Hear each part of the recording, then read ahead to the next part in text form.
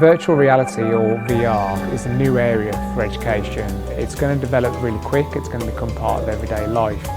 So we've started to explore sessions with schools where we link in the curriculum outcomes with materials available in virtual reality.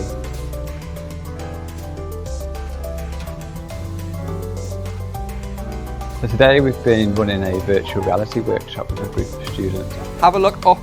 What can you see? This one. We've been looking at some different areas. We've been into space. We went up to the top of the Empire State Building and looked out at the whole of New York. And then we also went back in time into the trenches of World War I. So virtual reality provides students with the opportunity to experience things they may never see. Let's go land on the moon. Okay, let's go. They feel like they're there, so they start asking questions about what's around them. And the great thing about the app that we're using today, Google Expeditions, is it gives you all that information. So as the technology develops in virtual reality, we will be able to develop the workshops to be more advanced and to use more advanced technology. But the key is to make sure it always comes back to the learning outcomes. There's been a lot of research that shows that spatial memory allows you to embed memories much more deeply than reading from text or from watching a video. And using virtual reality, we can embed that spatial memory and assign it with the facts they need to learn. It allows students to remember things much easier and in much more detail. Can you see these soldiers down here? Yeah, the wall there, of course they're short. Virtual reality at the moment is new, but in a very short space of time, there's going to be the ability for teachers to create content specifically designed for their lessons, so they can place students in immersive environments and then base their lesson plans around virtual reality. I think it's really powerful, and there's so many different places that you can go, so many different ways that you can learn using virtual reality.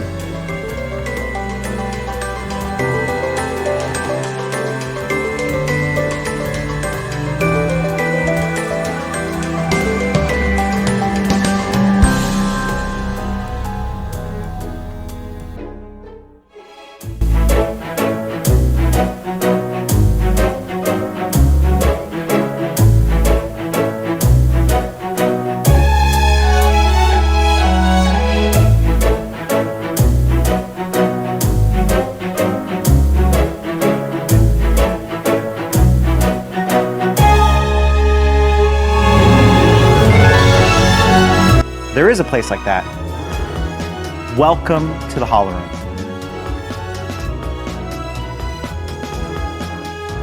Well, the reason for the Holo Room is that Lowe's sells amazing products, but it's really hard to figure out how all of these possible things might come together in a real space, in the real world. With the help of a store associate, you'll be able to walk through and build your room. So your kitchen, your bath, and you're able to build it out with Lowe's products that look incredibly real. There you go. All right, nice work. And now we can position that, get that just where you want it. So now we can go into the Holo Room and check it out in full scale. Sounds good. Okay. And then you're able to go in and put these goggles on and be fully immersed in the space that you just created. Go ahead and just slip that on. And I'll be seeing what you're seeing here in the app. Oh wow. Oh my gosh. Oh, that's crazy. You can move throughout various points in your room and view what it's going to look like, even changing materials like countertops, paint colors, or cabinet finishes. I think we should change the paint color. I think we were looking at what, Pacific Shoreline. Pacific Shoreline. Can we change it? I'll go ahead and change that right now. There you go. Oh, wow. Oh, that looks much better. Yeah, it looks fantastic. From there, you're able to take that room that you've built and you can port it over to Google Cardboard. It's a cardboard headset that you can take any smartphone and drop it into, and you can have a very similar experience to what you had inside of the store with you.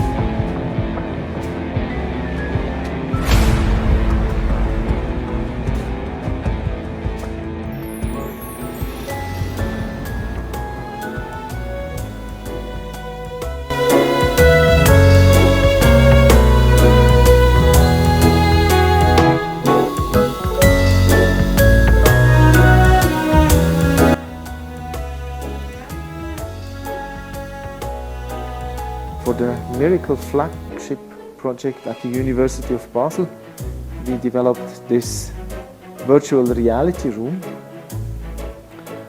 What is unique about this virtual reality room is that for the first time we provide volume rendered images in real time, which allows surgeons and radiologists to visualize their medical image data sets using volume rendering. Then they can walk around, they can grab the object, reposition it, they can also change the size, zoom in, zoom out, rotate it at will, so that they have the most comfortable and best view of the scene. As an additional option, we also gave them a cutting plane. This cutting plane can be used to either cut through the volumetric data set, to, for example, cut open the skull or the rib cage for a better view of the scene behind it. But at the same time, I can also switch this cutting plane into the CT mode. So I have a plane which can be freely moved around and visualizes the CT, the original CT data set behind the scene. And this virtual reality room provides a very intuitive way of positioning these cutting planes in 3D space. During the project, we realized that the shadows cast by the objects are quite crucial for an increased depth perception. In order to emphasize this, we also integrated an OR lamp into the scene. This OR lamp can now be switched on, and we can freely select the brightness of this OR lamp. And if we move around this OR lamp, we can see that the shadows cast by, for example, the rib cage continuously change with the motion of the OR lamp. And exactly these shadows are quite crucial for an increased depth perception. This virtual reality room, developed as part of the Werner Siemens Foundation funded Miracle project, was only made possible with the recent development of virtual reality glasses, as well as GPU graphics hardware, of course combined with our quite unique volume rendering framework.